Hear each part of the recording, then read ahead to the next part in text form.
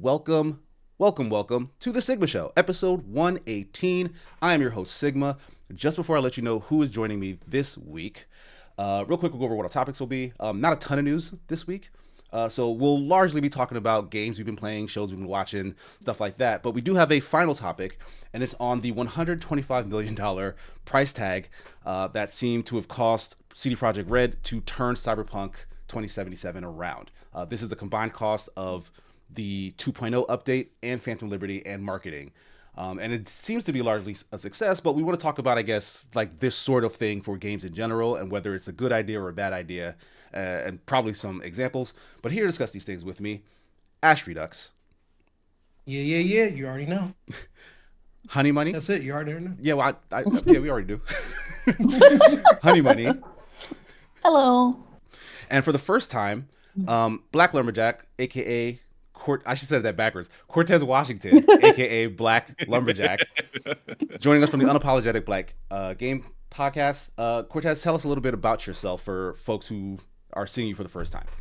Yeah. Thanks for having me on. Hey, everybody. My name's Cortez Washington, aka Black Lumberjack.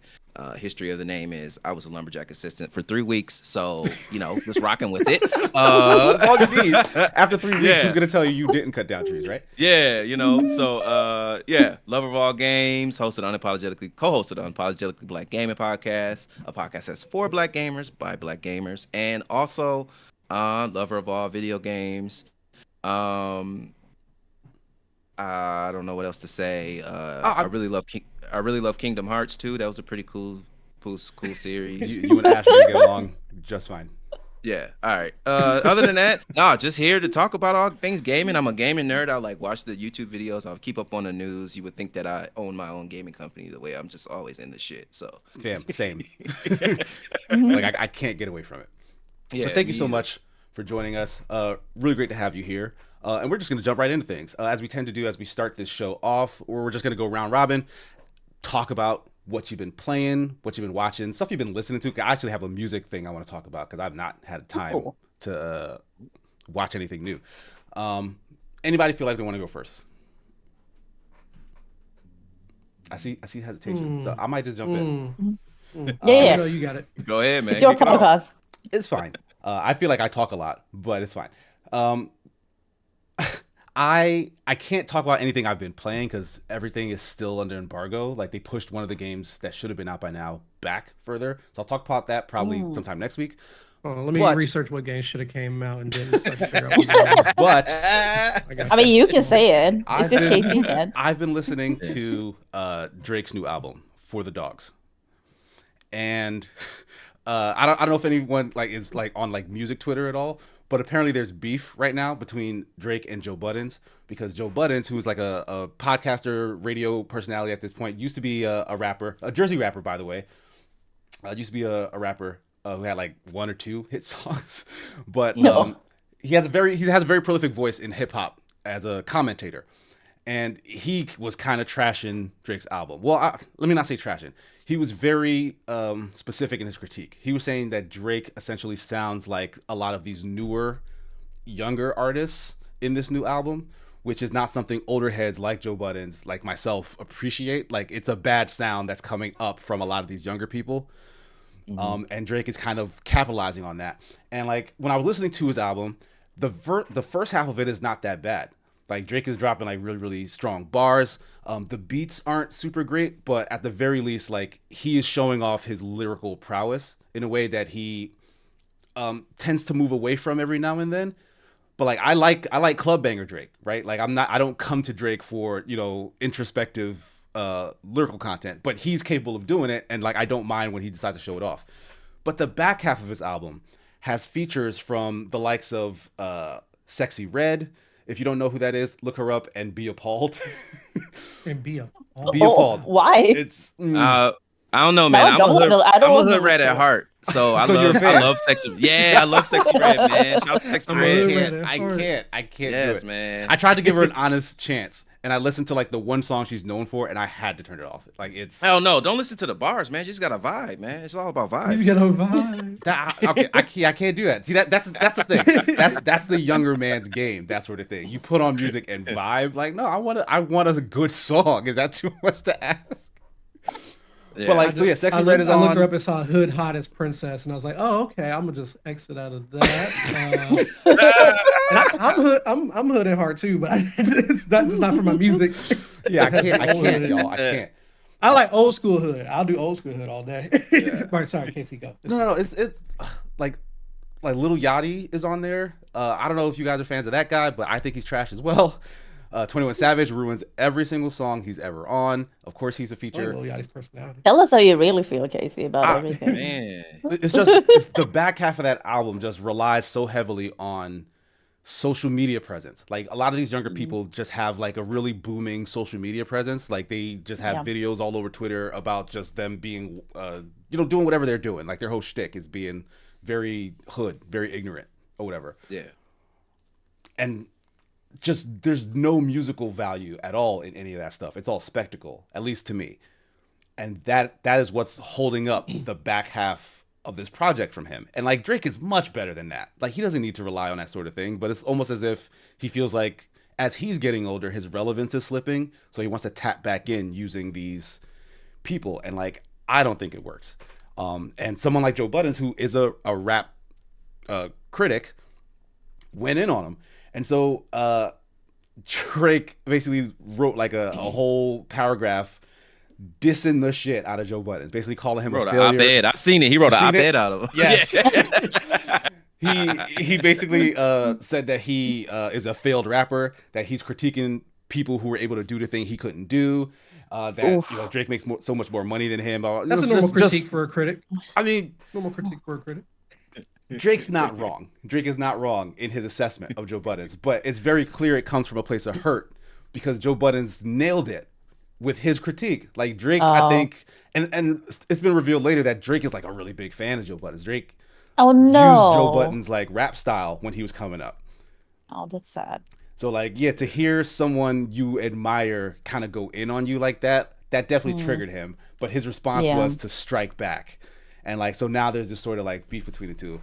Joe Buttons though, he's not really a beef guy. Like he talks a ton of shit, but then he'll kind of sit back and let all the swinging happen as he sort of just, remains resolute in his position. So I don't think anything's going to come of it, but I just thought it was very interesting back and forth. Cause like I'm a Drake fan. I really do like a lot of his projects in the past, but he has been wishy-washy. I don't think he has a single like classic album. Like maybe the closest is like his first LP. Which was what so far gone, I think. That was the mixtape. The first one was what was the name of it?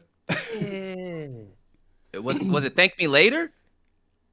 Nah, So Far Gone was before Thank Me Later. Comeback season was the mixtape too. Shit, because I know it was Take Care. It's the thing is his mixtape was amazing. Like some of the best music was out at the time. And then his first album was like, oh, this is really, really good. It's not as good as that mixtape though. And like I don't think he's ever been able to surpass that level of like his explosive start. Like he's had tons and tons of hits, but no body of work in an album that has been like, yo, this is the one. This is the definitive Drake album. Whereas other people who are at his level have multiple. Like Jay-Z has multiple definitive albums. Like Kendrick, who's more of a peer of him, has 2 or 3 albums that you can say, oh, this is Kendrick's like magnum opus, right? Drake just doesn't have that. So I don't know. I just thought it was an interesting situation. That's pretty much all I've been up to, is just getting into real rap shenanigans. So yeah, anybody else, if you got games, TV shows that you've been watching, let us know. I just want to do a rebuttal. Casey, yes. Casey, you sound like an old head right now. I man. do. I'm sorry. I do. He is old head. old The thing, head. I've been coming to terms with the fact that I am an old man now. It sounds like you talking about this in front of the barbershop. Your cardboard's laid out. You got your boombox. You wearing your Adidas tracksuit. Dude, I'm not that old though. But to the Gen Z, it is that. No, I hear you though. Like I stopped listening to Drake. I think last album I listened to was Views. And just Views is because good. I like Views. that just because like Drake doesn't make music for us anymore. He makes music for the kids because that's where the Yeah. money is. Drake is about business. Drake about That's true. and I think that's the difference between him and Joe Budden itself is the argument. It's like Joe Budden could have went that route that Drake went and easily kept making music for the kids, kept doing this, kept doing that. But Joe Budden was like, no, I'm a rapper. I'm a Jersey rapper. Like that's how he carried himself. I'm a Jersey rapper. Yeah, So that's the East Coast thing in general. Like New York, Yeah. New Jersey. Yeah. Like they're like they cherish rap history and they need the realness. Like they don't like fakes in the industry or whatever. And that's the whole reason he did Slaughterhouse, which was like some like real rap. Like Right.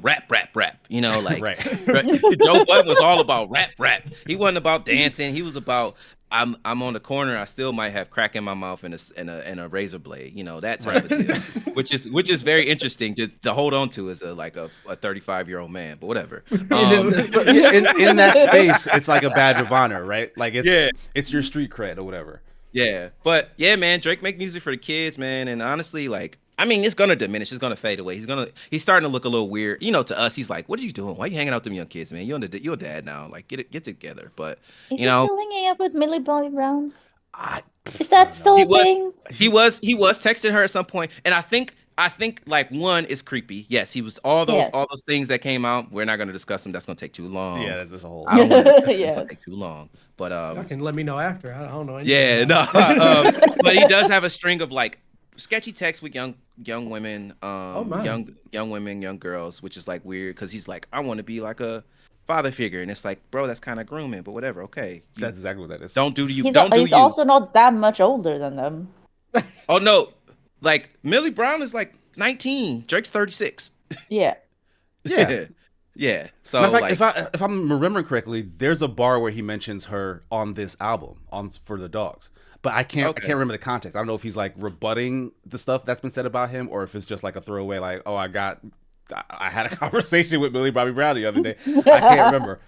I'm gonna listen to it again. Like I'm gonna keep, like I give albums, especially. Oh no, you ain't gotta listen to it. You ain't gotta listen to it again. No. I mean, I will. Like that's what I do. If, especially if it's an artist that I like. Like if I give a couple of initial listens and it's like, damn, I wasn't feeling this at all. I will keep giving it play to be like, maybe something will unlock and I'll appreciate it more because that has happened in the past. Mm-hmm. But like, yeah, the first couple of times, like I've listened to like maybe 3-4 times straight through now, and it's really the back half really kills that album for me. Yeah, I mean, if you listen to it 4 times, bro, you don't like it. It's okay. No, sometimes it takes more than that. I'm sorry. That's just what it is. Sometimes it takes a bunch of playthroughs. Like there are albums that are like some of my favorite now that like really took a bunch of times. Like Blink-182 is one of my favorite bands ever.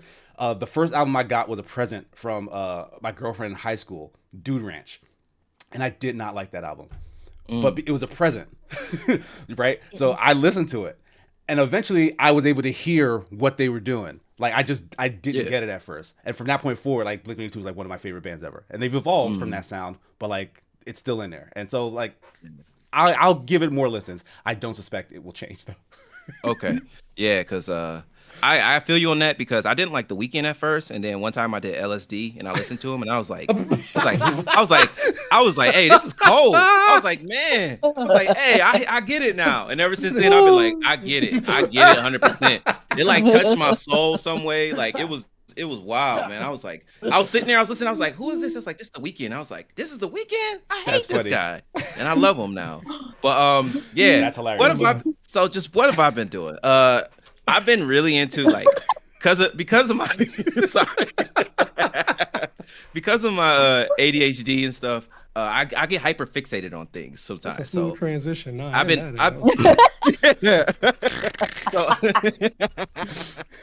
so I'm hyper fixated on Gundam right now, which is the worst thing to be hyper fixated on. Oh my.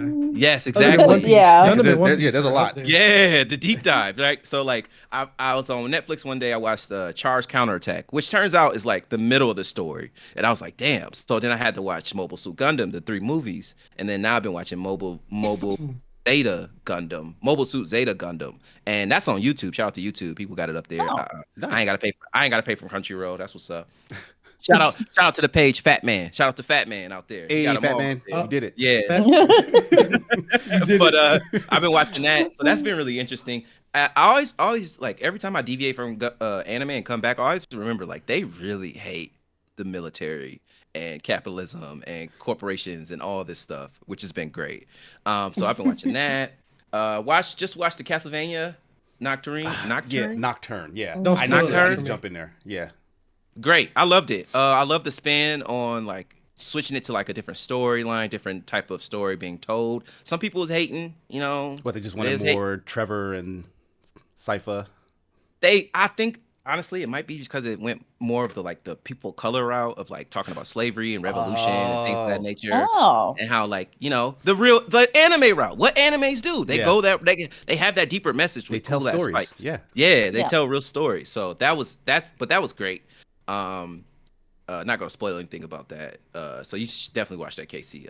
Yeah, that's on the list for 100%. Yeah, but it is spooky season, so your boy been back in the spooky games. I've been watching the Evil Dead. I love the Evil Deads, the remakes. So I watched 1 and 2, Evil Dead 2013, Evil Dead Rise. I really love those movies. Nice, okay. I need That's good. I, Yeah, that's I, a good one. I need to catch up. I need to watch some other spooky movies that came out. Talk to Me. That one looked Yes. cool. That was Yes. scary. Yeah, it was good for being so simple. It's also made by YouTubers, and it's actually good. Oh, that's Huh. what's up. Hell Yeah. That's yeah. interesting. Yeah. And I it's need to watch. short. Yeah. Oh, okay. Definitely. I need to watch that. And The Nun 2. I heard The Nun 2 was actually okay. Really?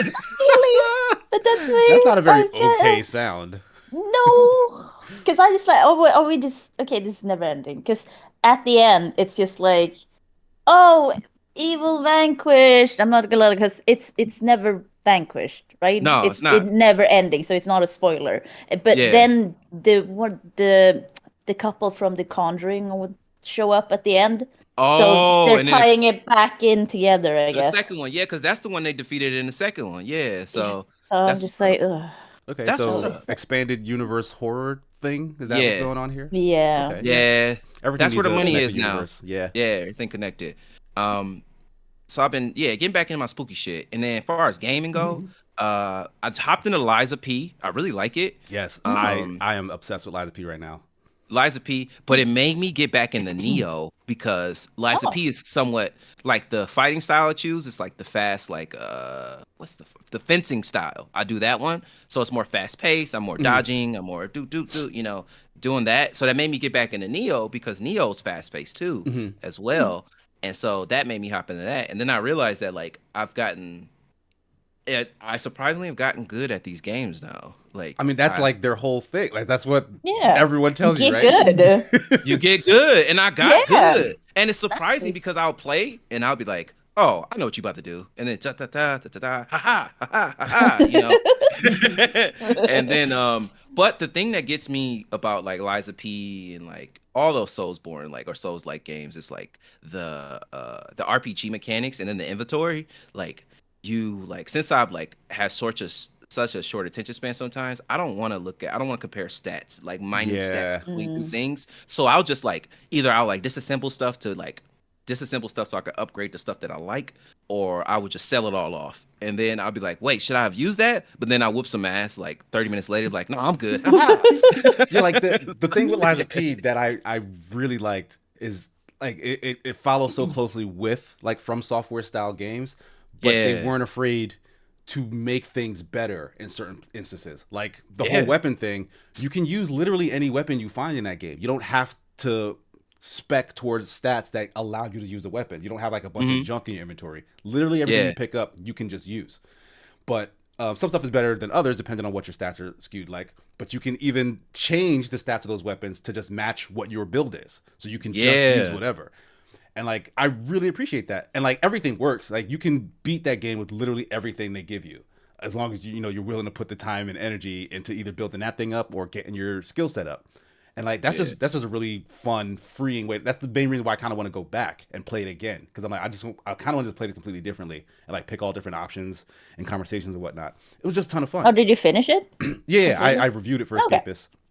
Yeah, I just and wasn't sure I'm if you currently finished it. writing like boss guides for like many of the major bosses. So like I'm watching my footage over again and be like, man, this was such a good ass fight. Like I want to do this fight again. Yeah, one thing that helped me out was I think it's like the big cop robot. I don't know how to. Yeah, that like police watchman guy, right? Yeah, that copper.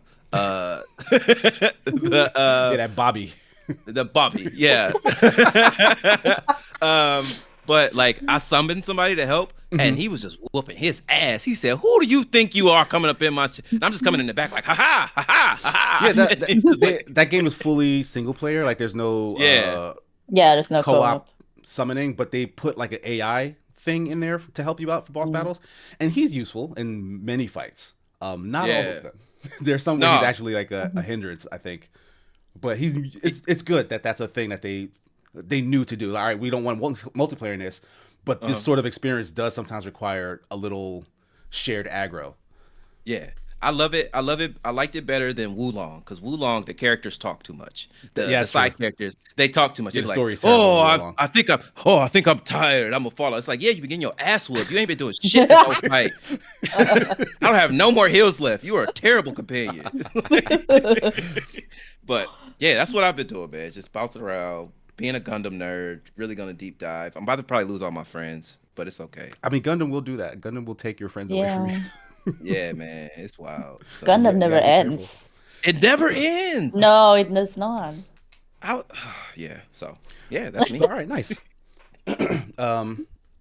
Ash, Honey Money, either of you ready to go? Yes. Honey, do you mind if I go next? No, go ahead.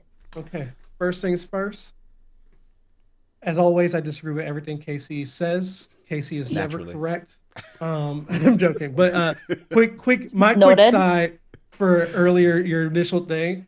I just wish Drake would just do more what he did in what's that song called with Chris Brown with that music video? No Guidance. I just want him to be silly Drake. Just be silly. Be an old Drake dad silly. Fun, yeah. Just do that. Just be fun. That's the Drake I like right now. That's it. But skipping past the music part, what I've been playing, I have been trying to play more Baldur's Gate 3. I've been trying to play Assassin's Creed Mirage. I have been trying to play Cyberpunk 2077. To see all that. I got Cyberpunk when it first came out on PC. I didn't have any issues running the game at all, so I just kept minding my business while everybody else struggled. I felt bad, but I just minded my business. I didn't want to contribute. That the last thing you want to do is like somebody over here downtrodden, back down on their luck, having a horrible time. Like, my thing runs fine. They don't want to hear that from me. So I just like, hey, look, I knew they weren't lying. I saw the video, so I'm like, hey, you guys, keep your outcry outward. If you want me to help in any way, sure, but I'm gonna just mind my business and have fun because I'm having a decent time. Now, granted, I didn't think the game was amazing when I was first playing it. I expected more from it. I like to think I don't go all this is gonna be the greatest game ever. Usually I don't do that. Usually I don't even buy games when they first come out unless they're like IPs I'm very familiar with. Like I stopped pre-ordering games. The only games I pre-order are Legend of Zelda games because I know I'm gonna get it anyway. I'm not gonna beat around the bush. That too, but no. What's the point, Casey? I'm gonna buy it the same day. It's the same crap. It's the same crap. If I'm gonna buy it day one, then I might as well make sure I have a copy when I get there. I'm just saying. That's not what pre-order is. Pre-order doesn't make sure you have a copy. You're right, technically. That is true. But that's the only time when I would do it. And I actually don't even pre-order Legend of Zelda anyway because I just get on the eShop. So I just get it digital, so it doesn't really matter. But the only time the last time I pre-ordered something was Persona 5 because I wanted the collector's edition of it. And because I knew I wanted to give, I was like, Atlas, I want you to have my money. So I'm going to invest my money now. So that's the only time I buy games like day one, or if I would pre-order for like IPs I really love and I want like a special edition of it. That's usually the only time. Yeah, I get like the shelling out the extra money or pre-purchase money for like a special thing. Like, oh, here's a statue, here's an art book. But when it's like in-game stuff, like here's a skin, here's in-game currency. Like that'll be available later, by the way. But so Cyberpunk 2077, I got day one because I was like, you know what, that looks interesting. I'm gonna get it the first day it comes out. But I never beat it. I think at most I put like 10 to 15 hours into it at most. But I thought it was okay. I just didn't get into it that much. Edge Runners, when the anime dropped, I was like, oh, so that's Night City. Got you. Right. Okay, that made me want to go back into the game, but I just didn't have time to pick it up. I forget what. There's something that came out around the time the anime dropped, so I was very it was like interested in the some game. cars and weapons and stuff that was based on the anime characters and situations.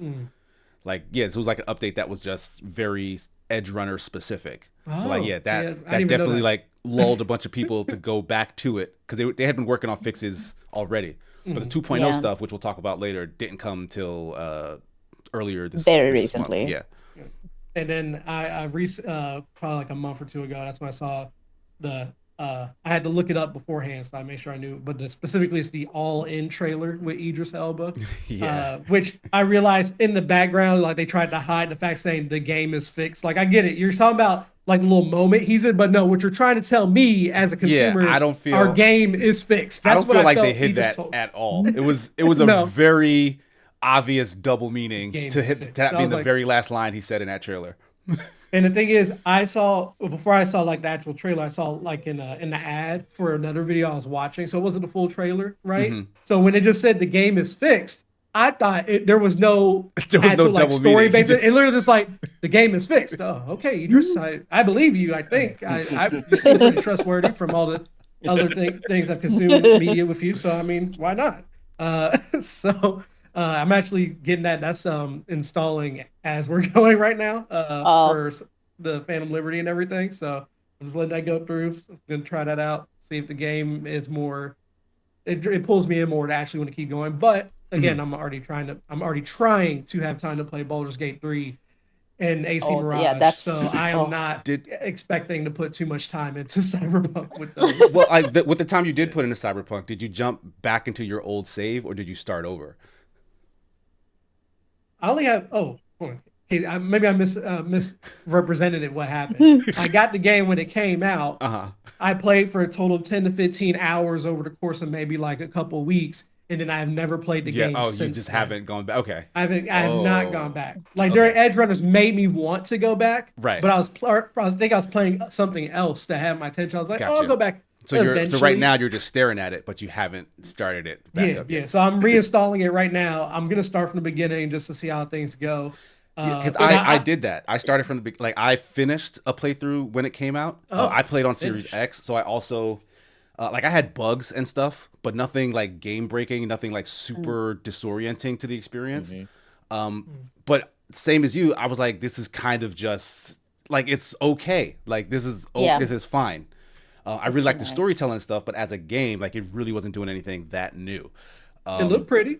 The city looks great. It looks great. But I was like, I'm very interested in like, okay, now we've added all these things. There's like car combat. There's a new skill tree system. Blah blah blah. I'm like, all right, let me go back and check it out. They were suggesting you start from the beginning, so I did that. I started back from the beginning. I've played like maybe 8 hours into the thing, so like I haven't even gotten to where I can access the Phantom Liberty stuff yet. Yeah. But like I've been having way more fun with the game than I did the first time around. Yes. Okay. Like already. So like what I'm gonna do now is probably like it's taking too long to get to the actual new content. I'm just gonna go back to my old save and then I maybe like spec all my stuff newly since the skill stuff has changed, and then maybe go find it and play it from there starting now. That might be. I mean, if you've already played like 8 hours of the main story, because it's like 8, maybe like 10 plus hours you need to play of the main story before you can get to Phantom Liberty. Okay. Yeah. So it's a bit too long, I think, to have to play, because there's so many side things you can do there. So if you get distracted and you don't know about this and you want to play Phantom Liberty, then you just gotta keep going. You just gotta speedrun the main story. Yeah, that's what I've been trying to do. But like it still hasn't. Like I went to go read like, oh, how do I start this thing? It's like, oh, you get a text message. I'm like, I just haven't gotten that text message, I guess. No, it's a very specific place you get it, so it's a long time before you get there. And Casey, I have a very odd request. Before I say the next thing I'm about to say. Can you mute the stream for like 10 seconds. 10 seconds so they can't hear what I'm about to say. 10 seconds. So I have to give you want no one to hear you and the people. Yes, I have to give you and the people here quick connotation that I do not wish to. Just 10 seconds, I promise. 10 seconds is a long time on air. Yeah, okay, 5 seconds. That's a really long time. Okay, 3 seconds. I'm gonna say. All right, I'm gonna mute the stream for 3 seconds at the request of Ash. I'm gonna say 3 words. Yes. Okay. I'm gonna say All 3 words and you can unmute it. I hope Tyrell can read lips. He says. I hope you'll cover your mouth. I guess. All right, I'm gonna mute the stream in 3, 2, 1. No one leave. It didn't break. I'm gonna mute the stream. Yeah, don't leave. 3, 2, 1. Mute. All right, they cannot hear us right now.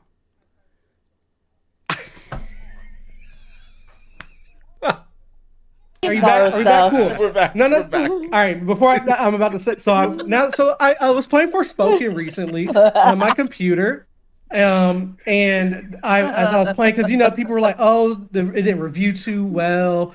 Also, so I was like, "Yeah, let me just get a copy of Forspoken real quick and play it." And as I was going through, I played a little bit. I'm having a horrible time. Okay, you're not liking it at all. Not liking it, so I'm very happy that I got it discounted from a friend of mine. So I was. You went to your local merchant and was like, "Excuse me, sir, I would like 1 copy of Forspoken, please." You bought a disc on the street. Yeah. Yes, I did. So you came across a traveling merchant who had a disc of Forspoken. Opened his jacket up. It was like, and I have Forspoken and Forspoken. This is all I sell. I'm a Forspoken and salesman. I gave him a merchant token like an AC Mirage, so he gave me a 10% discount. So that was nice. But yeah, so long story short, even without all the extra updates and fixes for Cyberpunk, this is why I brought this up, is that I really appreciate it, even with all those issues, how much better of an experience Cyberpunk was even from day one than Forspoken is now. So what is it specifically about Forspoken that's like turning you off to it? Well, one, optimization on PC wasn't the best. Oh, so it's like running poorly even. Yes, and not only that, there's a lot of stuff that if you don't play it on the highest setting, it just looks bad. So like, for example, let's say high is where it actually is using what it's supposed to be doing, while even medium, low, or very low all look exactly the same. Now, other games do this. I've seen that happen in other PC games, but usually at least there's an actual between high and then medium and low might have just a little bit of no, it was just bad. So there's a lot of stuff that I had to change and look online and see, hey, this setting literally does nothing, or this setting actually makes the game run worse. Even if you turn it on, it's supposed to help it run better. I had to look all that up just to make sure I could turn off everything that needed to be there. And Cyberpunk is really easy. As soon as you turn on ray tracing for anything, you see a difference. I turned on ray tracing for this is a different looking city. Okay, Forspoken, you turn it on, it does not look different at all, at all. And the only one that does look different is the shadows, and those don't look good. I gotta ask: is there a possibility that this is caused by? No, it's not. I promise.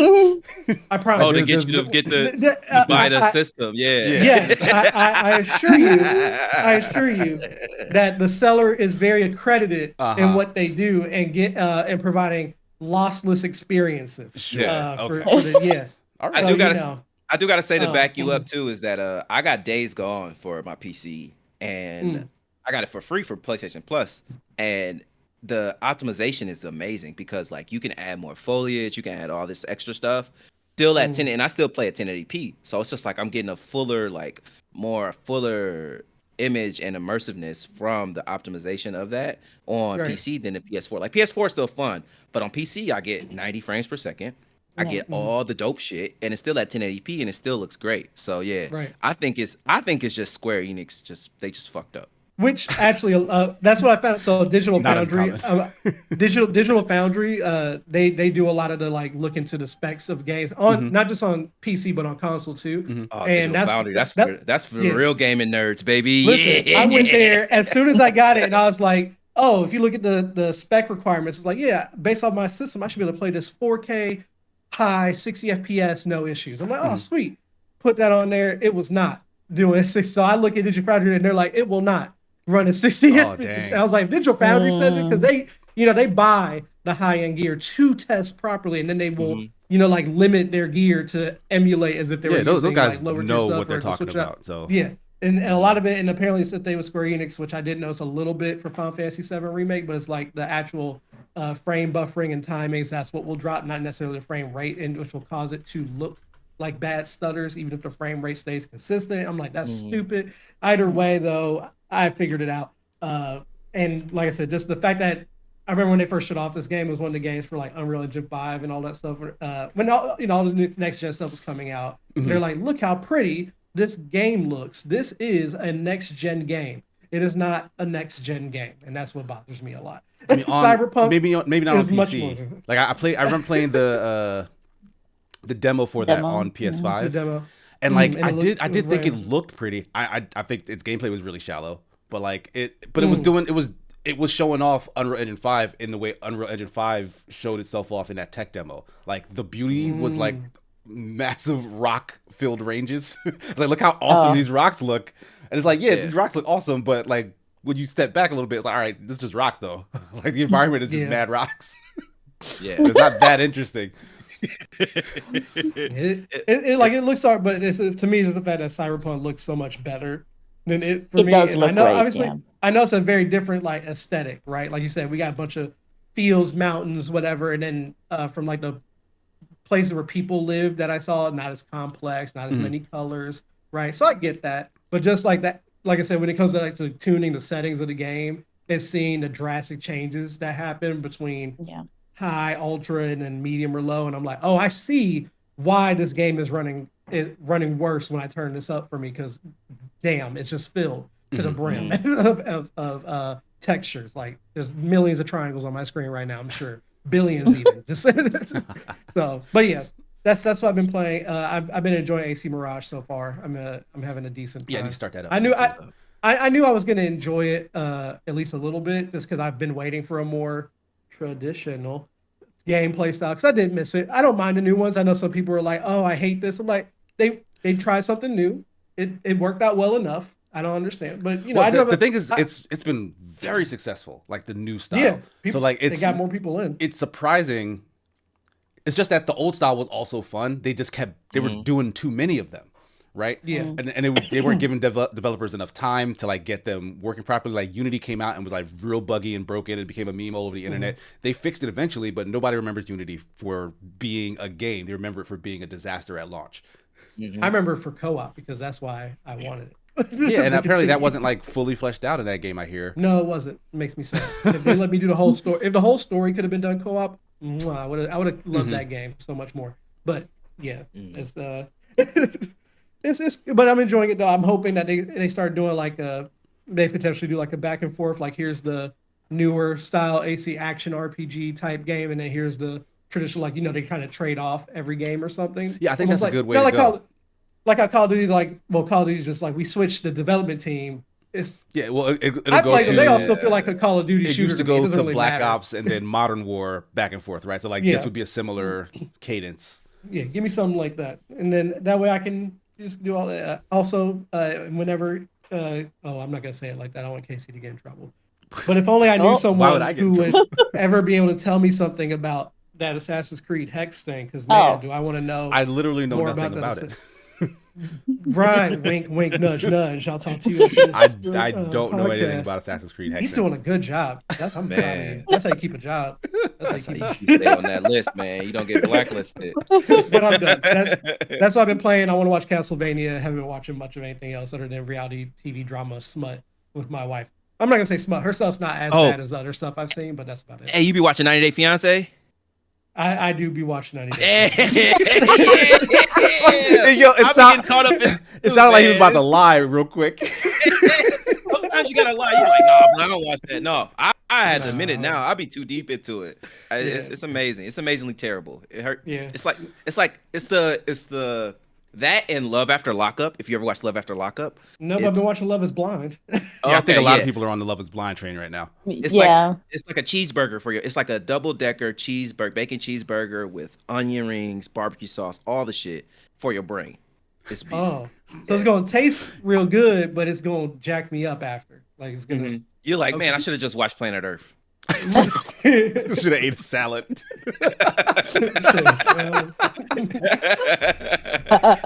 Man, but that's it for me. That's it for me. Man! All right, thank you so much for sharing. Honey Money, you are up.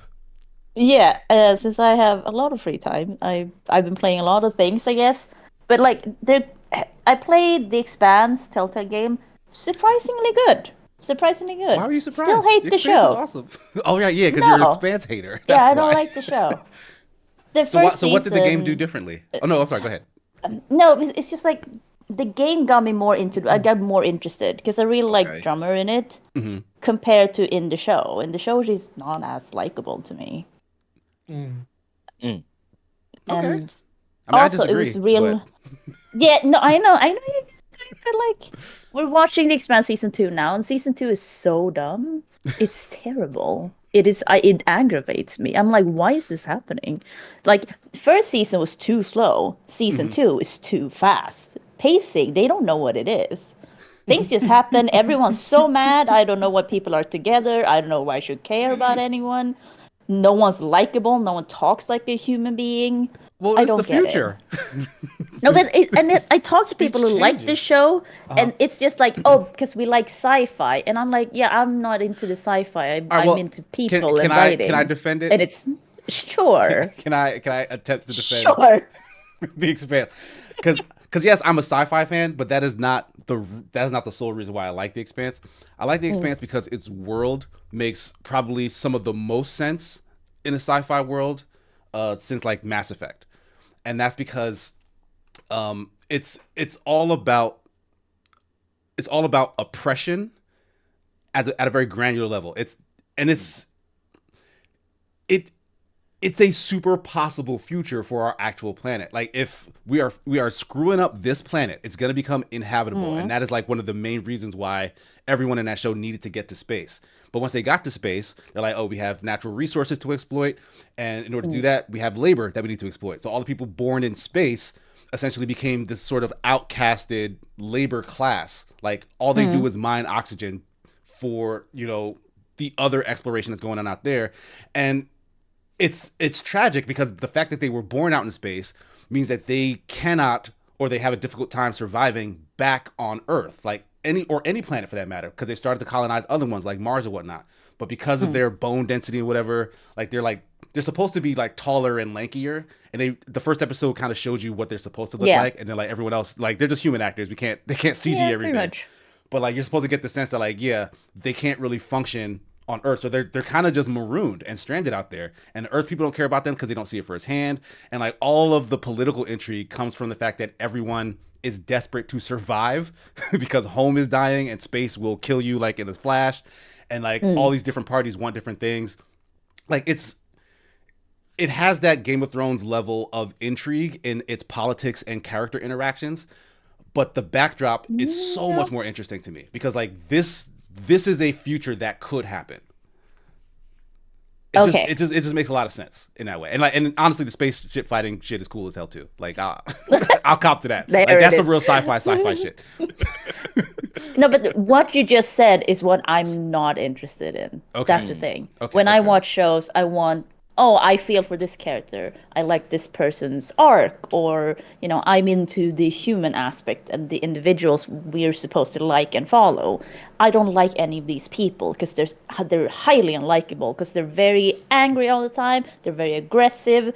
And like the only person I like now, I got the Prax, and I'm like, Prax's feelings make sense. I like Prax. I feel for him. We'll see how they fuck him up because that's what they've been doing so far. It's just like, oh, I like this person a little bit. Oh, they're super mad all the time. And I'm like, why? Also, why They is gotta like live in these space. two I'd be people- mad too. I don't want to live in space. Yeah, but they didn't start out that way. They've been living in space already for a long time. They And it start out sucks. It sucks in space. bad. Sure. Get over it. Oh my god. Yeah, good. Oh my god.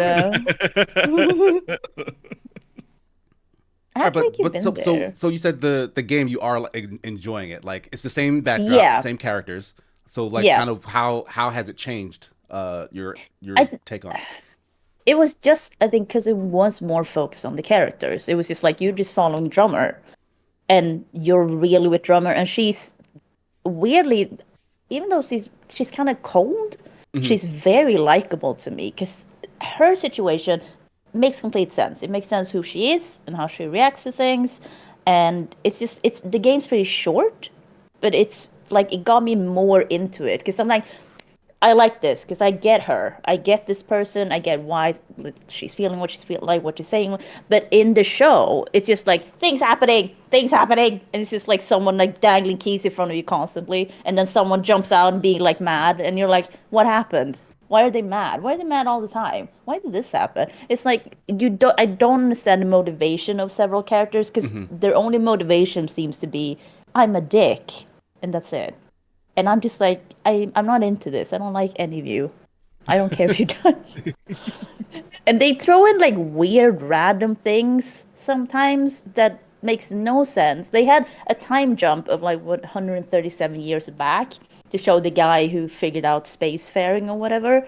And that we spent like 2 seconds with him, then went back to the present. I was like, wait, have they been alive for 2? Like what? Oh no, okay, back in the present. They get no indication that they were gonna switch back. So I got real confused for a second. That's fair. Yeah, there's some confusing threading going on there. Yeah. But personally, I feel like that stuff pays off. Like that stuff comes back and makes a lot of sense to like put. But they should have had that in the first season. Why wouldn't they explain this was the guy that made it so we could go further in space? No, they put that in the middle of the second season, in the middle of them fighting and politics going. It made no sense, and it was only one episode for like it really wasn't. It made no like sense. Because I disagree with Casey as per usual. Continue, honey. Don't listen. Ash, have you watched The Expanse? No, I haven't seen anything. I just wanted to say I disagree with Casey. That's all.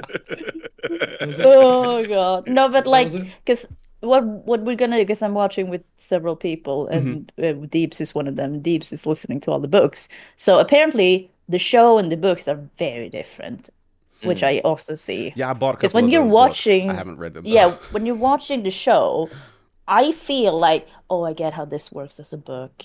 It doesn't work as a show for me, but as a book, I can see it. Because the pacing is so all over the place. And it makes no sense. Like things that takes weeks to happen in the book takes moments in the show. Like it's strange.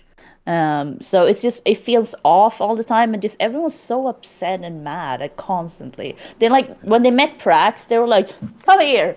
And like he just got off a refugee ship, and then like a traumatic shit happened to him, and he's just like, oh god, what's happening? And they're like, come here. And then they like wrestle him into a corner, and they're like, we're not gonna hurt you. And I'm like, how would he know that? Do you know what signals you're sending? Are you serious? I'm like, this makes no sense. They've been through a lot. Like that leaves a mark. You got to be careful out in space. Well, but that's the thing. If they're like, I don't have to like it. That's the thing. I don't have to like it. Yeah. Like that's fair. You be a dick. I don't have to like you. And that's where I'm at. That's fair. Yeah. But the game is good though. Well, I'm glad The Expanse has touched you positively in some fashion. Yeah, and I also was graced with the actual Telltale Games Twitch account showing up in chat in the middle of me being dumb in a puzzle, going like, I don't get this. Because I was like upside down in space, and I felt so bad. And they're like, no, if you try this, and I'm like, oh, I don't understand. It's like I got it eventually. And I'm so sorry. Like I'm really bad at puzzles, and I hate puzzles, so I don't like. My brain just shuts off when the puzzles. I don't like this. But they tried to help, and they also told us some really funny stories about themselves. Oh, cool. Where like they gave someone like a black eye with their titty or something. I'm sorry, what? What? Yeah. They swung around after a shower too fast, and someone was sitting down. So yeah. Yo. So that was fun. I was like, so who did that? What was their name? The actual Telltale verified account on Twitch. Yeah. But no, did they say who was the one? So the Telltale account? The Telltale account did that. The Telltale account has titties. Yeah, it's a lady. It's a lady. Oh, she running the show. Well, for that time. Yeah. That time. and she She swung dropped her own around. at, or like what happened Yeah, with that? Did she after drop she her came own out at? of the shower, someone was sitting down, and she was gonna talk to them. She swung around too fast and hit him in the face with a Yeah, cane. yeah, but hit what's him her black eye. at though? That's the part I'm trying to figure out. Just That's the part I'm still Telltale trying to. Games. No. He being I'm done. freaky right now. I'm Wow. just being stupid. Oh, Just boy. kidding. Hey, if my wife turns into this, hey, I'm playing. Oh, You know, yeah, I'm she playing. on I'm you. just He's just playing. Yeah, I was Oh, also Playing like, church girl. If you do want a space opera that isn't so complex and it deals with the fact of like people in space and people on Earth, there's a great show I recommend called Gundam, and Gundam is a series where there's a warring faction between two people. Get this man out of here, Casey. Get this man out of here. Get him out of here. I didn't even see it coming. I'm shaking myself when I see it. He's right though. He's not wrong. I mean, yeah, but I can't. I said no to Gundam as a kid. I'm just like, I'm not. I can't. It's too late. It's too late for me. It's too much.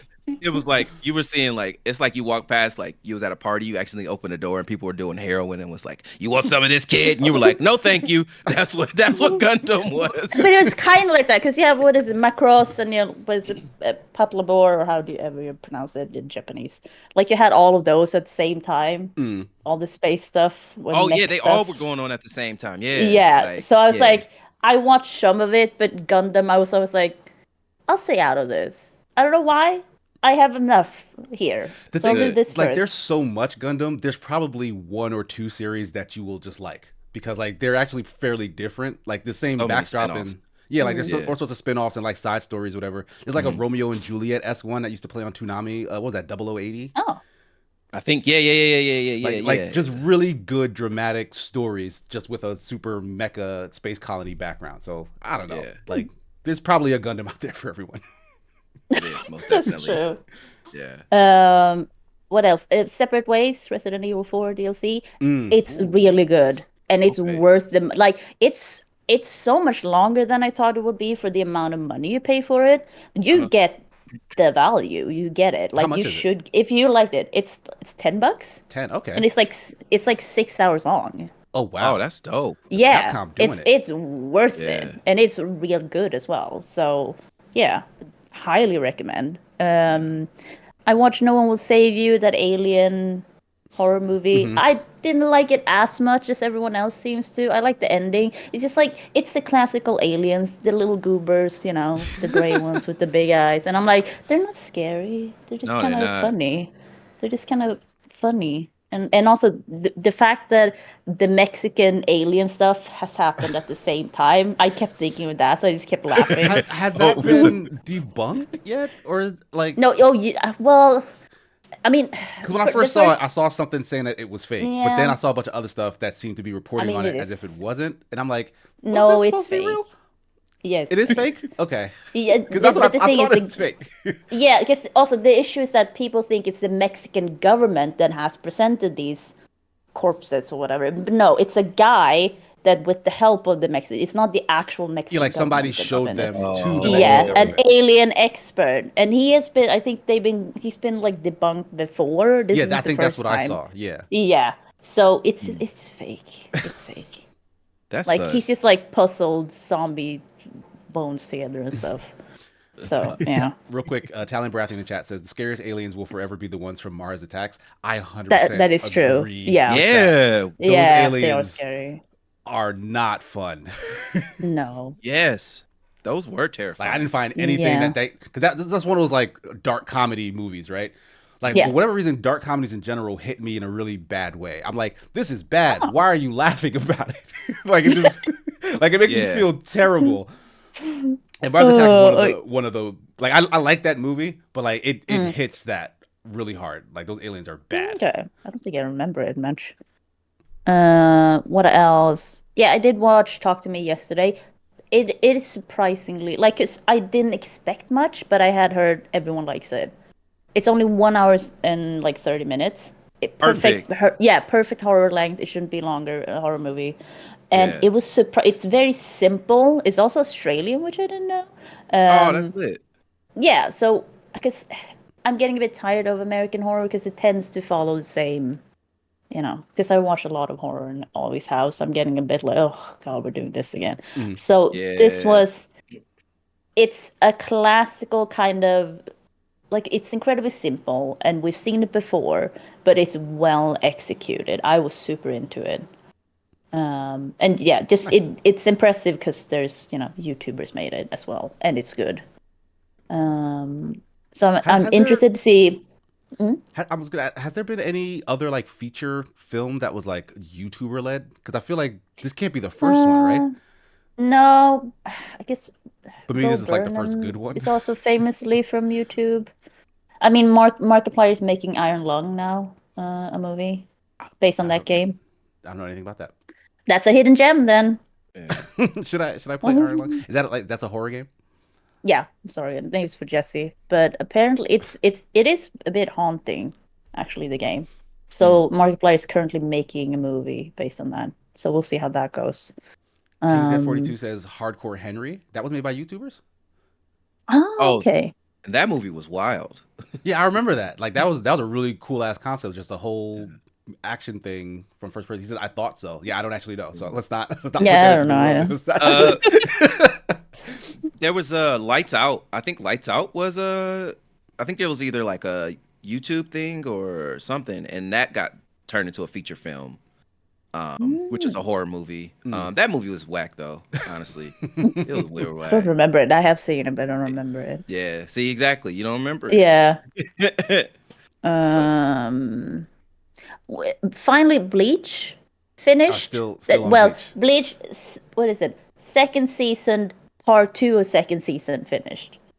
okay. I will Okay. say the last two episodes were kind of interesting, but that's the last two episodes of 13 episodes.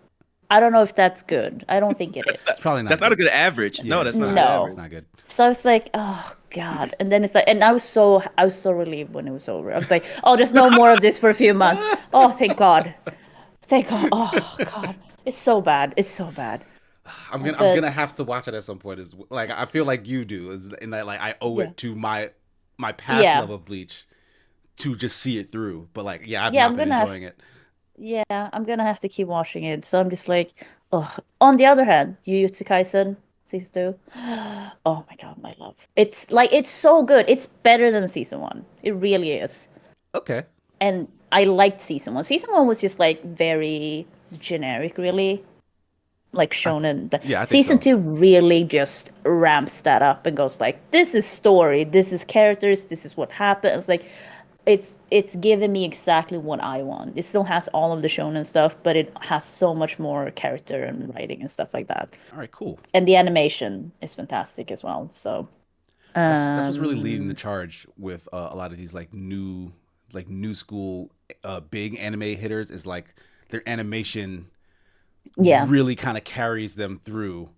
yeah, Mhm. Because like yes, the stories aren't doing anything revolutionary. The characters are no. still sort of tropey, but like the animation is like at a level that we just haven't seen before. So it's like, you know what? I'm fine with this. I mean, that's still my hot take about Demon Slayer. I think it's Like a Demon Slayer lot. just It's does the it well. graphics.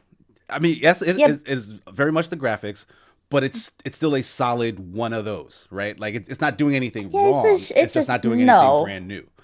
no. It's like it's just I don't know. I'd rather watch another shonen because it's kind of classic and it just also keeps going. I'm getting a bit tired of shows they keep going. Movies keep getting too long. There's too many seasons of everything. I Yeah. like to stop it at some point. Wrap it up. Yeah. No, but like they keep milking it till it's like, oh, now we Mm, gotta cancel it. There's not enough interest now. No, because it went bad. You took it too far. mm. Yeah. That's always what they do, and I get so tired of it. And that's what's happening with anime now as well. So I'm a bit tired of that. I call it the supernatural effect. Y'all Oh, remember the sure. show? Y'all remember the show Supernatural? Yeah. Yes. It was so the original writer only planned for 5 seasons. Like Mm, straight up, just wrote 5 seasons. That's what the story's supposed to be. It went on for 15 seasons. yeah. Yeah, I remember hearing that like the straight up head of WB loved Supernatural so much that he kind of wrote Oh. this show like a blank check in terms of seasons. Like, hey, you can let this go on as long as you want because he just was a big Mm. fan. So that's kind of how they ended up just going and going and going and going because like they like the corporate heads were like I'm actually into this. Yeah. I think they're making a prequel to Supernatural. Oh, they did, and it's canceled. Nice. Oh, it's canceled. Sweet. Okay, wow. The Because I Winchester. know, It was about the parents, and yeah, they Right. canceled it. Yeah. So.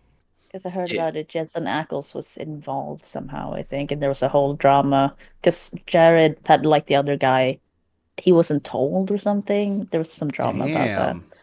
I mean, but Yeah. he rebooted Walker Texas Ranger, so he ain't got, he can't talk shit. Is that not canceled? Is that still going on? Yeah. Shit, I don't know, dude. I'm gonna be honest with you. Was anybody a Walker Texas Ranger fan? Like, I don't know anyone He was just a who meme, watched that wasn't show. he? No, Chuck Norris was a meme, yes, but that Yeah. that TV Yeah. show he was on lasted for a very long time, and I knew no Yeah. one who watched it. Old Yeah. people.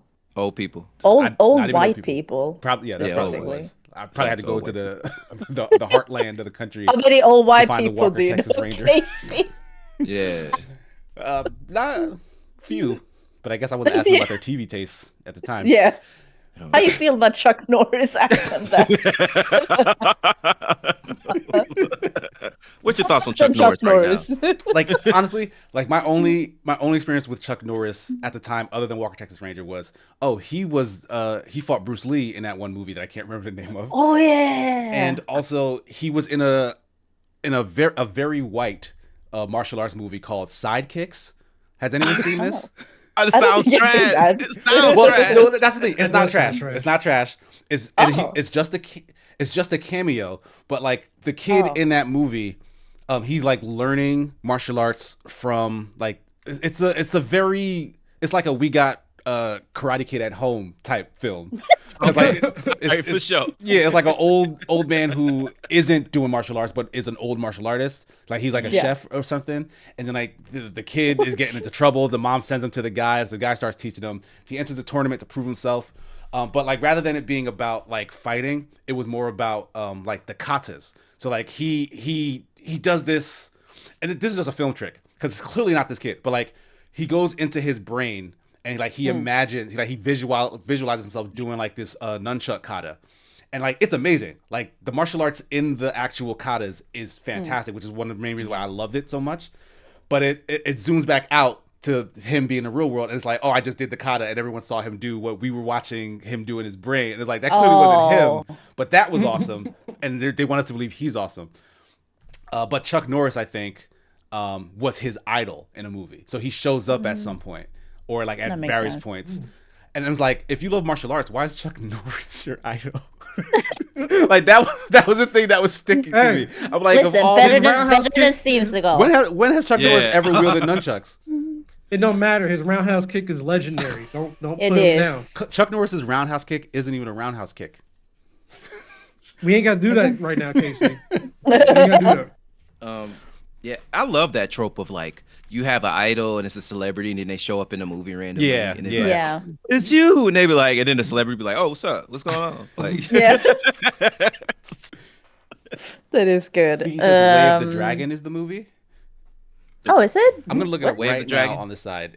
They were I think fighting in it's Bruce a, Lee they were thing. fighting in like No, a that's actor, coliseum right? and shit. I think it's Way of the Warrior, and also the name might be the Big Boss. I think it's a two name. I think it's a two Yeah, name. it might have. Yeah, it might be one of those because The one it with was Bruce like Lee and Chuck Norris fighting each other? Yes. Yeah. Mm. Yo, I love the fact that they used to have two names for movies. They don't do that no more. They need to have it. They need to have movies be like, Chucky 3, aka shit, Chucky back. Fuck.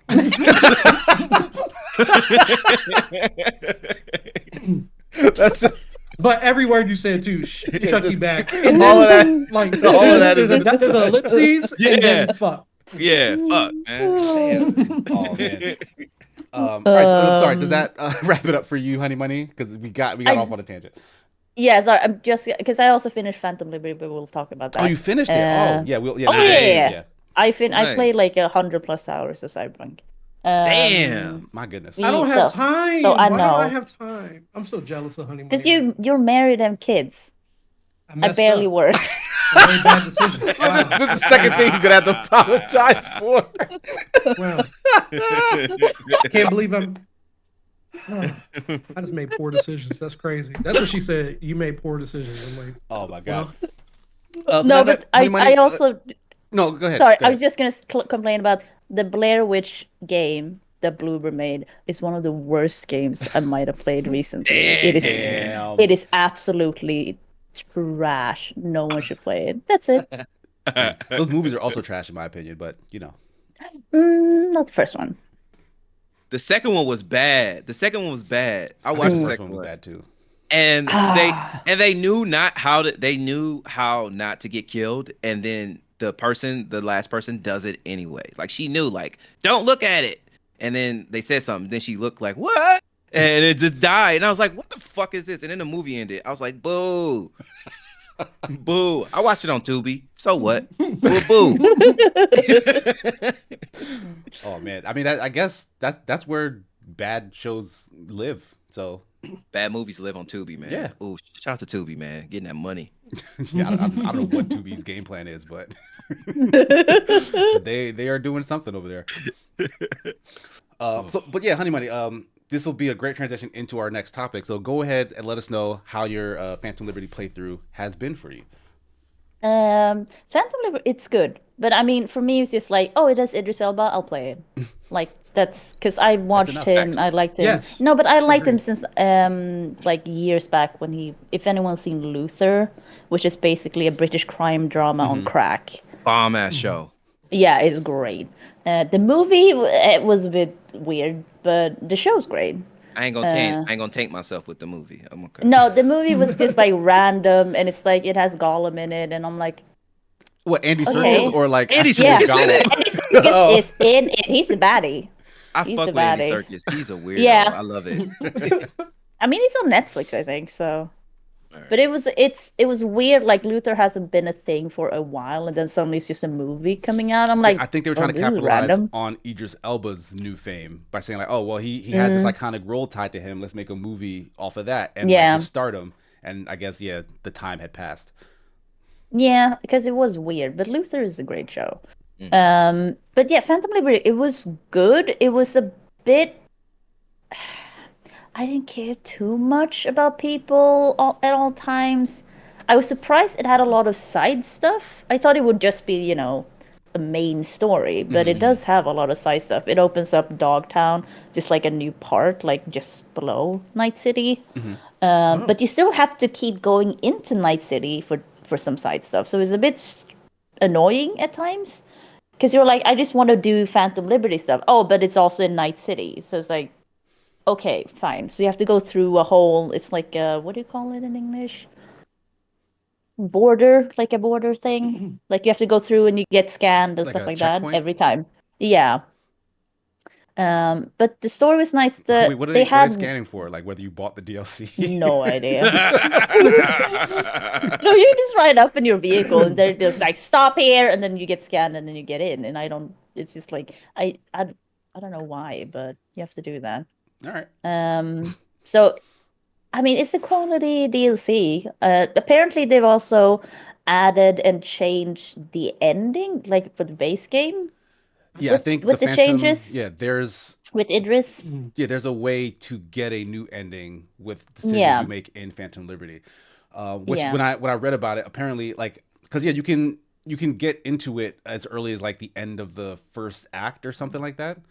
And if you make those decisions, then the game just ends and doesn't make much sense because there's stuff you haven't done in the second and third act. So like it was suggested like start a new save and get all the way until you're like right at the door of the final mission and then go do the Phantom Liberty stuff. Then if you get that ending, it all makes sense. I'm like, I'm not gonna do that. I played this game already. No, that sounds that sounds too complicated. I'm gonna just play Phantom Liberty. That's what I'll do. But is that just them going like, hey, we fixed things, you should see it all again?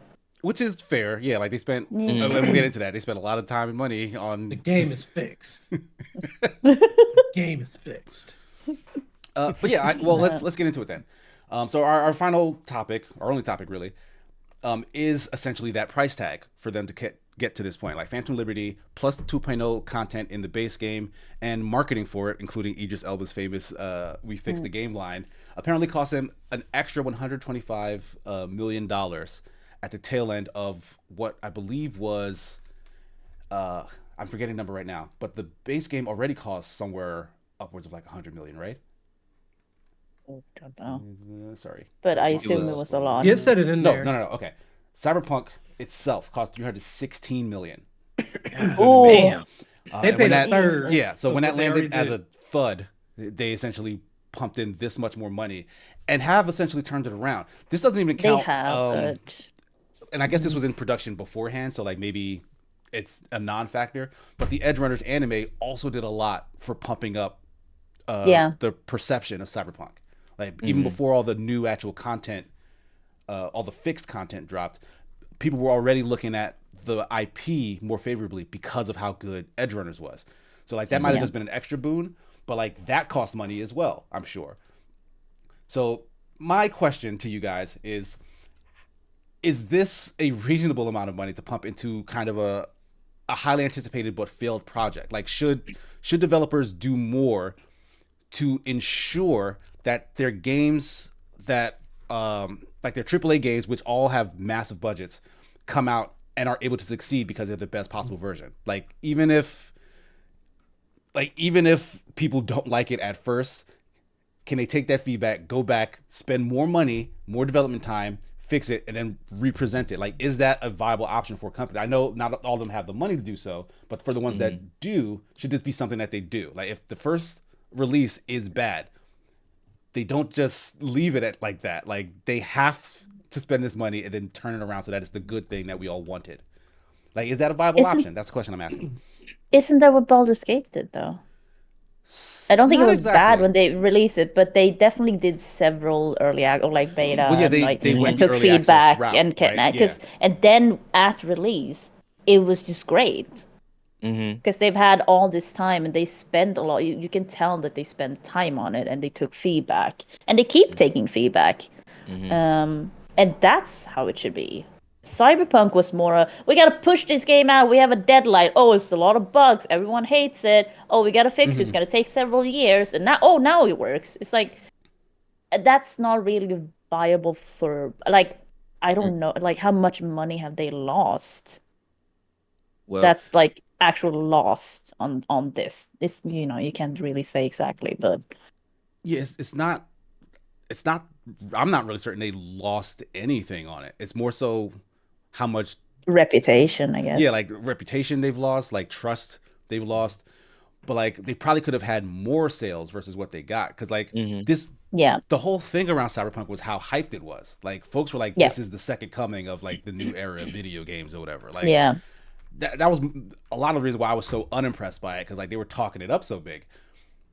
But like this new version is just plain fun. Like I still don't feel like it's revolutionizing anything, but No. it is a much better video game than when it first It launched. is.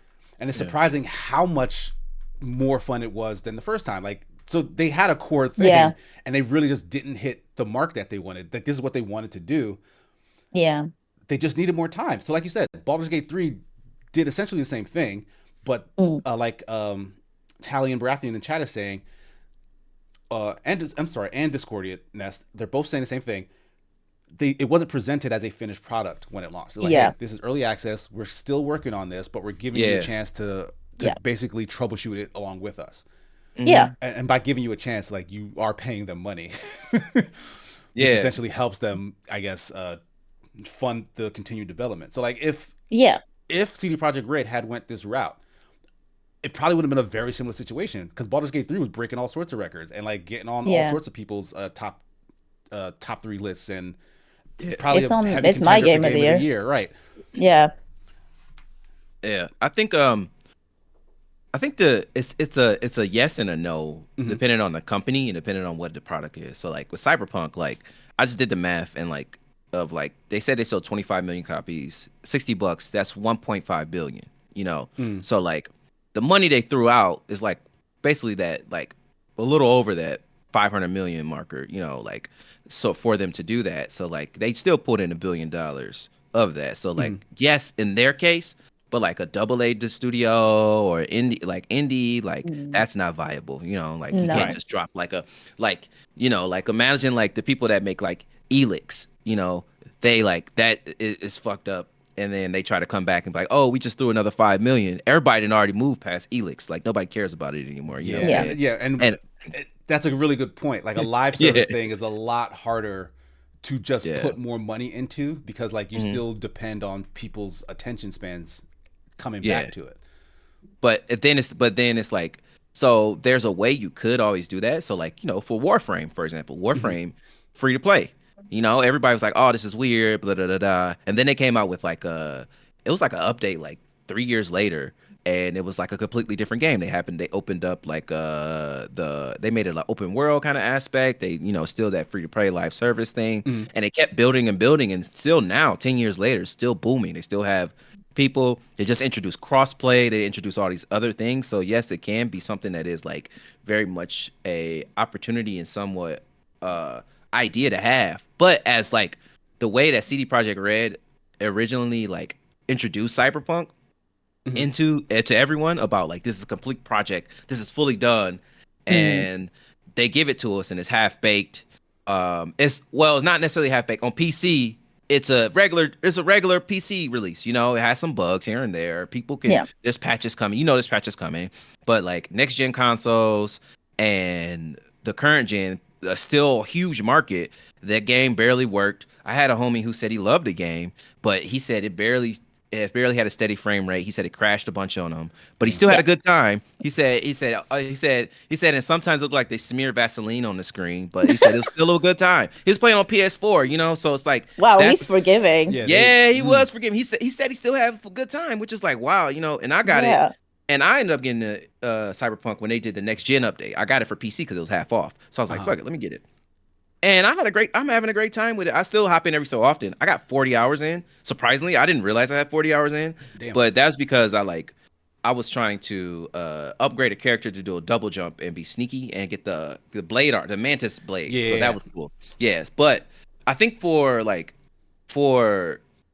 as a company, like it's hard. It's really hard to tell people or even tell investors like, hey, we're gonna release this game.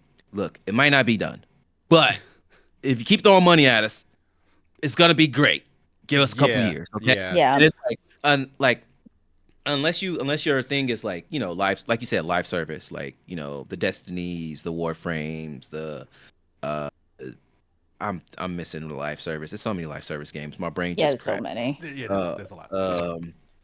Like honestly, and to be completely honest, the people that can do it are the big people. Like if EA would have threw more money at Anthem would be popping right now. Just because everybody loved the flying mechanics. Yeah, and the combat that to be big. Yeah, the combat and the loot could have just been fine tuned, and the story could have been fine tuned to where it would still be viable because it looks really great still, and it still is something that could be actually accessible to people on next gen, last gen, and PC and whatever. But it's just all about like, do we want to spend that money? EA never wants to invest in shit. That's the truth. That is true. Shout out to EA because they gave me some of my greatest memories as a child. But man, they say, hey, this shit suck. Oh well, like let's move on. They really and what's crazy about that in particular is that EA said that they would fix it. Like they came out of their mouth. They were talking about rebooting. Yeah, they were like, oh, we're gonna go back in the lab. We're gonna. They had an event. They had an event and everything too for people. I remember that, really be like, hey, we're doing this again, and just nothing happened. No, but they later then say like, no, we're not doing that. Yeah, it was like an invest, and they said it in an investor's call. They didn't tell the public. It was an investor's call, and you had to see it in like a byline somewhere. They said Anthem 2.0 canceled, and everybody's like, oh, but like, But I'm sorry, that very clearly seemed like someone higher up pulled the plug or the rug out from under the people who were like, hey, we want to fix this. Yeah. And it was probably those people at the top's fault. It came out like half-assed to begin with. They were probably on the schedule, like, oh, we need this out by X quarter. And so you got what you got. So it sucks. Pushing it out. And so I think that's not a good way to approach it because, like, I mean, that CD Projekt, like, CDPR's reputation has been tarnished now. Like, even though the game's good and all that stuff, people are going to be hesitant at the next game. They're not going to pre-order. They're not going to do all these things. They're going to wait. I'm not convinced. You're not convinced? I don't know, man. If like the way they hyped it up and built it up and got people's trust, and then it just was like plap, and then they were like, oh, we gonna fix it. We good. But I mean, honestly, because at the time when Cyberpunk came out, it was in the 2020. There was nothing out. Yeah, There it was should have Yeah. ate. Yeah, it should have ate. Yeah. And it kind of did, kind of didn't. It kind of did eat, but then they had to recoup a lot of it with the refunds and shit and being Right. delisted from the PlayStation Mhm. Store and all that stuff. But like, that's them though. They got billions from Witcher, you know? Mhm. Like you can't imagine any of like for example, Telltale. Like you were playing Telltale like you were saying earlier. Like the Expanse, that's people eating that up. I see a lot of content creators playing it, people eating it up, but they still had to do layoffs, you know, which is wild to Yeah. me. And That's so sad. but it's just like if they wanted to continue that series, like they need that money coming in in a more rapid rate at a like smaller scale. But like a big studio, they potentially could do it. I mean, they could also use that money to cure war hunger, but hey, that's neither here nor there. No one's doing that. Yeah, neither here nor there. But honestly, Yeah. though, I think it's not a viable way to run a business because it is scary. Like as an investor, like imagine if you had like Yeah. $5 million and somebody came to you like, "Hey, I'm about to drop this thing," and then you checking up on progress, and then they say, "Hey, we're getting ready to release, but it's not really done. But we need another 10 million from you to finish it." And it's like, "What'd you do with my 5 million? Like, what the fuck?" Like, Yeah. So, But it's Yeah, like, also especially when you're a do the money investors person. know? Yeah. Yeah. Like, do they know games? That's the thing. yeah, right? that's the Yeah. thing too. Yeah. Like Yeah, they're that's they're true. Is like it playable? Send it. yeah, all they're looking at are balance sheets. They're like, I have X amount of Yeah. money, I invested X amount of money. The projection says, because that's all of the analytics are just telling you what the future holds and are always wrong. Yeah. But, like the future says, when this product drops, we can expect X amount of money returned to me, but only if it drops here. Like if I have to Yeah. wait even longer, then like my second house is gonna have to get remortgaged or whatever. So Yeah. drop it now. So that's just how these things go. But like Yeah. I do think like CD Projekt Red and maybe a couple other companies, when they have that opportunity, it's because it seems like the team believes in the project. They're like, this isn't what we wanted it to be when it gets released in like that sort of state. And they're like, they had a clear vision of what it was supposed to be. And oftentimes, yeah, they just needed more time and money to get there. And like just the way the world has gone, like you don't always have those things on hand. Like you got to be patient and you got to be willing to shell out to get the good thing. Because like, why has Rockstar never missed in however like 20 years? Because Take-Two does not rush them. They know that those guys will deliver, and so they give them all the time, all the resources. And when Rockstar says it's ready, and then they sell 40 billion copies. You know what I mean? Yeah. Like, so No, but you know it's quality.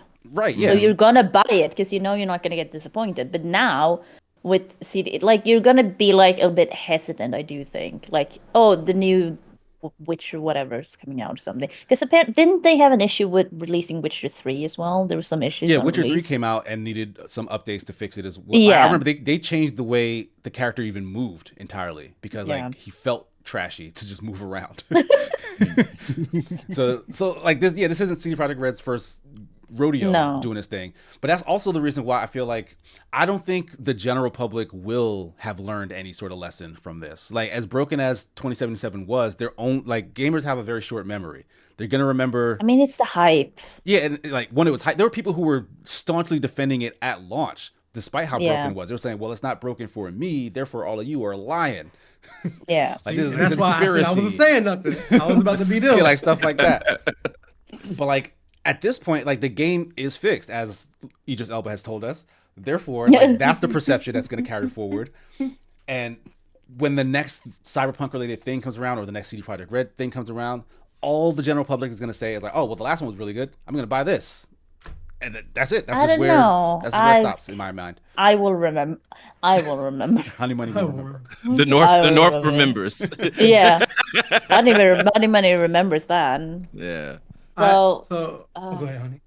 No, I was just gonna say because I feel like gamers still have a different opinion, of course, of every company. Because we know when Bethesda is releasing something, it's gonna be jank. It's gonna be jank, and everyone's okay with that because we know. But same with Nintendo and Pokemon.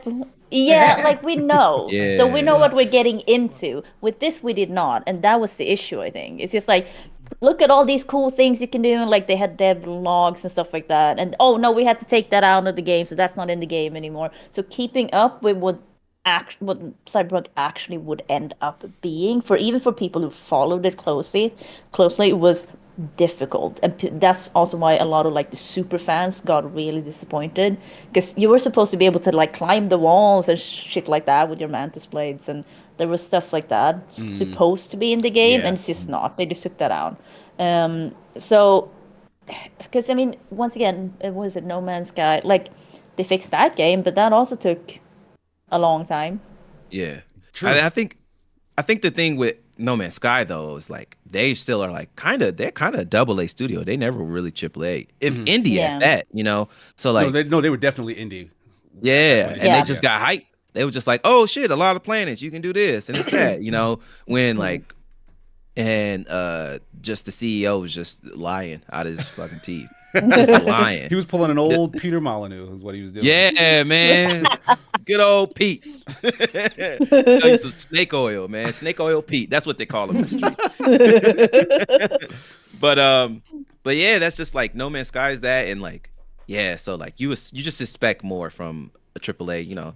And I Yeah. think the thing that ran into them is like they make the games and they also publish them too. So it's a lot. So Yeah. they got a lot of shit on their plate. So it's that Right. there too. So of course they're gonna be like, yeah, you know, we gotta get it out, bro. Otherwise we ain't making money, you know. So That's true. Yeah. Yeah. yeah, so like, yeah. I mean, yeah. All right. Anything else on CD Projekt Red Cyberpunk 2077's revival? Yes. All right, Ash. Final thoughts. I know I'll make it quick because I'm sorry I had to step away again. So longs for me, because I remember how you worded it in the doc. Obviously, you should avoid having the need to do that, having the need to put that much money into fixing your game. Obviously, you want it to come out as you envisioned it. I'm sure even when they put it out there, like that's not how we wanted the game to be when we dropped it. The people who actually work on it do not want their game to come out like that.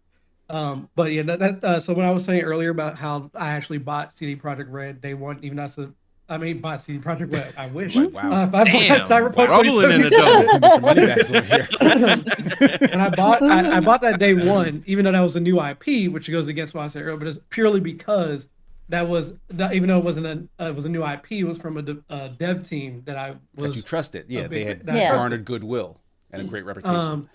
Because I remember when I got The Witcher 3 on PlayStation 4 and I opened that thing up, there's a little thank you letter in there. And that made me feel something. I read that and I actually felt good reading it. They were like, yeah, over 200 of us put the last 3 years of making this game and we love it and we want you all to enjoy it. And we're going to be dropping a bunch of DLC that's going to be free and all that. Like they didn't say that, at least to my knowledge. They didn't say it beforehand. They waited to put it in their little thank you note. And that's when everybody found out, oh, there's going to be a bunch of free DLC for the game too. Not expansions. Those they cost. But Matter of fact, the expansion that they teased at the end of the game is just never coming out. It was supposed to be like some sort of space casino. What?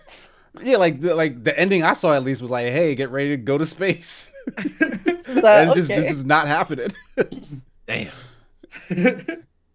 But I did. That's why I got that game. So even though I'm happy that they didn't just say, out of luck, we made enough money, we're good, we don't care. That they actually took the time to keep. Because I remember after it came out too, they kept putting constant.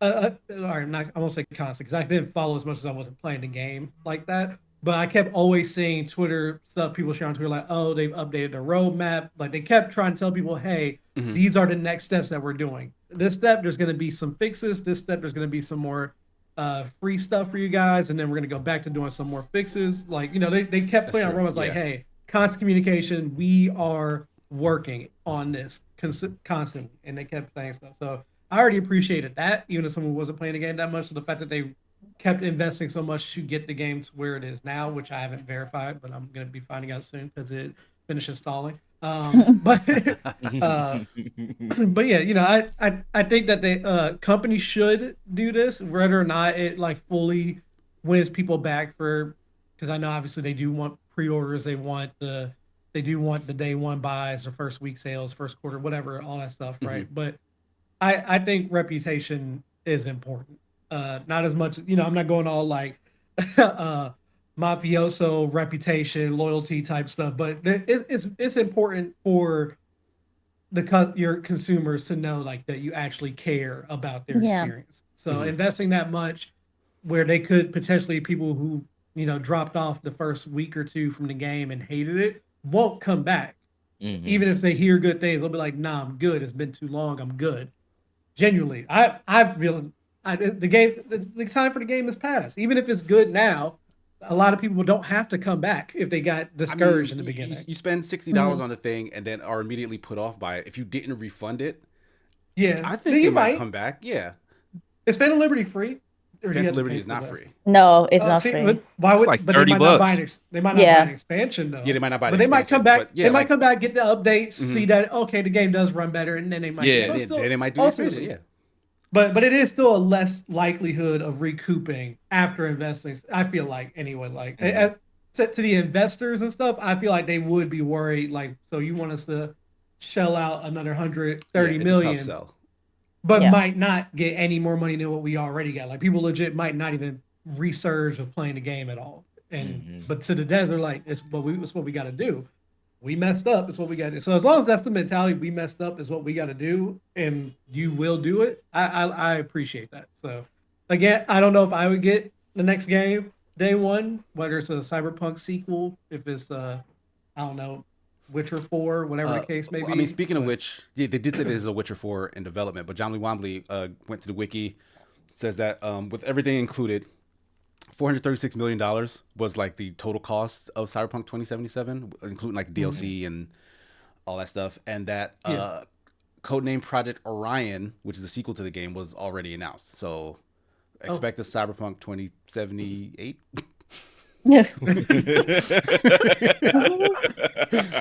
Hate you. Wow, hate you. But I mean, I would hope that if they had a sequel in the makes, that they would make sure that people like actually and come together and say this was a good game ultimately. Otherwise, then they weren't going to sell Orion nearly as much. I feel like people would buy it. Obviously, people buy anything. But I feel like they know they miss on a lot of potential sales. Like the sales that they got initially for 2077, they wouldn't get that for a sequel if they didn't fix this game up. I feel like. I'm not convinced. I think it could go either way. The same amount of sales that they initially got. They're gonna get more because it's a sequel. and because they spent the money to fix the first one. This time. No, I mean if they did because the lasting legacy of Cyberpunk 2077 is not that it's a bad game anymore. Like that was his perception. Yeah, it's like the game is fixed. So they made good on their promise eventually. So and this next game is going to be years from now. Like this isn't going to come out like anytime soon. So like when people think back on 2077, they'll remember that it was broken at the start, but they're also going to remember like it was a good game that made its potential. So like the second one should be jumping off of their lasting perception, right? Yeah, so I agree. I think folks will be excited and it will sell. Yeah, if they didn't fix it. Yeah, no. If they did fix it, that's why I was like, they had to, no matter what, since they're making a sequel. At that point, they had to fix it if they even wanted to make a sequel, right? And make it potentially. And they're making a show now, aren't they? Live action show. Yeah, live action. Live action. Set in the same. It's gonna be set in the same universe, same city, but not V. It's not gonna be about V. It's gonna be about somebody else. Yeah, V is not likable. No, V is not likable, but like, everyone around V, I think, is a lot more likable. Oh my god, man! I still try to call Jackie. Like, man, Jackie, pick up. Oh man, Jackie, that's so sad. It is. Jackie was a real dude. He's real. And his mom, Jackie was real. Mama Wells, man. Jackie was just living his life. Yeah. The protagonist from Atomic Heart was worse than V, though. I gotta say. I've heard about that guy. Yeah. I've not played that. Have y'all not but I've heard he's pretty bad. Y'all haven't played it? Don't play it. Shit, that guy's fucking shitty. He makes you cut the game off because he just is like trash. Fuck him. Noted. I will keep that in mind. Yeah. So I think that's gonna do it for episode 118 of the Sigma Show. Honey Money, where can people find you? What do you have coming up that they can check out? I stream Monday to Friday on Twitch, so twitch.tv/realhoneymoney. I know it's funny that it's called Real Honey Money. It's just there was nothing else available. Not the fake honey money, the real honey money. No, You feel me? not like this is none of them. Nothing was available, so I had to go with the real one. Real honey. I know it's a bit cringe, but fake, hey, no fake honey. it works. Yeah, I fuck with it. I'm trying to play scary games, but I'm also Blair Witch made me so exhausted of scary movies of scary games. It was so bad. So I'm just like, I gotta play something else, I think. So we'll see what I'm doing tomorrow. All right. Ash Redux, where can people find you? What do you have coming up? Do I feel like lying? All right. What's up, everybody? It's your boy Ash Redux. Do you want Casey to mute it again? No, leave this one up. It'll make me have to be accountable or something.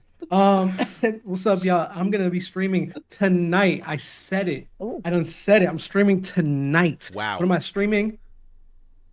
Wow. What am I gonna stream? I'm gonna be streaming tonight. Just be there. It don't even matter when I'm streaming. Cyberpunk. That's what you wanted to play, right? Yeah. Oh yeah. Stream Cyberpunk. That's fair. But I'll be straight from the beginning. Don't people want to see Phantom Liberty stuff? Do they even care about seeing me play? You can start a new character and jump into Phantom Liberty straight away. Yeah. That's the 2 ways you can get to it. Okay. Well, I'll stream Cyberpunk 2077 and maybe something else if I feel like it. Depends on. I'm gonna be there. Shoot. Wow. Let's. It'll be after 7 p.m. Eastern time at some point. Yeah. Just look out for it in the Discords. I'll be in there. Yep. I'll be there. That's it. All right, nice. Black Lumberjack, Cortez, where can people find you, and what do you have coming up that they can check out? Hell yeah. So you can find me at Black Lumberjack on Twitter. Black is spelled with 2 C's. BlackLumberjack. I am not a Crip. It was just very creative. It was very much a creative choice. Black Lumberjack. I'm just saying all kind of funny shit on there, repost the shit. You can find the Unapologetically Black Gaming Podcast on Twitter, on Instagram, on TikTok, UBG Pod. UBGPOD. New episodes every Friday on all streaming platforms and now on YouTube. Yes, I'm putting all the episodes on YouTube.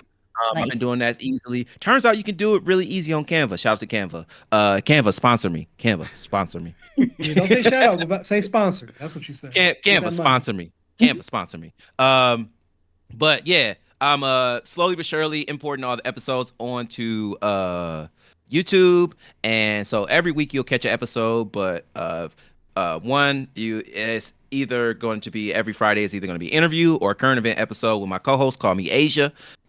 Make sure to check her out. This is a sponsorship by Call Me Asia. I am sponsored by Call Me Asia. Asia is spelled with a Z. AZIA. Call Me Asia. But anyway, yeah, just catch me out on there, man. Yeah, I'm always doing gaming shit. Always talking about gaming shit. Yeah, that's about it. Podcasts. Nice shit. Yeah. Done. Make sure you guys are following Cortez. His content is great. As usual, you can find me at Sigma Gears 9 here on Twitch, as well as Twitter, Instagram, Threads, Blue Sky, all that jazz. Later today on the Open Party Twitch channel, Jeff will be back. We'll be doing Super Smash Sunday, King of the Hill style, real sweaty 1v1s. Lots of fun. You guys know the deal. 3 hours as usual. We had like a shorter 2-hour stream last week because I was doing it solo, but Jeff is back, so we're going a full 3 hours. Let's get it. Outside of that, latest review over on The Escapist is for Cocoon. You can watch that video. Should have another review dropping sometime this week, I think. We'll see. Maybe I'll push it back again. Outside of that, who knows? All the regular streams that we do over on The Escapist. But yesterday, the 6th episode of season 3 of Adventures Nigh dropped for the public. It is one of our favorite episodes. If you're not caught up on Adventures Nigh, please go and watch that show. It is not getting anywhere near as much views as I think it deserves. Yes, I'm biased, but also I have good taste. I disagree with Casey once again on him having good taste. Check out the show. Get up to episode 6. It's of season 3. It's fantastic. It's amazing. Casey, but that's can you do do Dark Pictures on Wednesday instead of Kerbal, please? People really liked Kerbal. I think we'll go back to Kerbal first. Okay. I mean, Dark Pictures is fun. Like Jesse and I have played it before, and I had to review it. I just like people like when you guys vibe off each other like that, like in game, because you do dumb shit together. That is true. We do. And get into weird arguments. It's unavoidable. But that's going to do it for episode 118 of The Sigma Show. We hope you guys enjoyed. Thank you, everybody in chat, for hanging out with us. Thanks to my 3 guests, especially Cortez. Hope we'll be seeing you in the future here. Like, I like to have my guests come back every now and then. So whenever you're free and you're like, hey, you got a spot open, let me know. If I come knocking on your door at like very late Saturday night, don't be offended. But it's like sometimes I'm like, hey, I got a spot open. What's up? Usually I ain't doing shit on Sundays anyway. So yeah, you might catch me, you might not. It depends. I'm domesticated, as they say. So it's usually like yard work, laundry. All the fun shit. Just a real adult. Yeah. Just a real rap kind of guy. You know what I'm saying? Me too. I hate it and love it at the same time. Yeah. I'm fucking bored. But thank you guys so much. That's going to do it for the show. See you next time. Bye. Bye.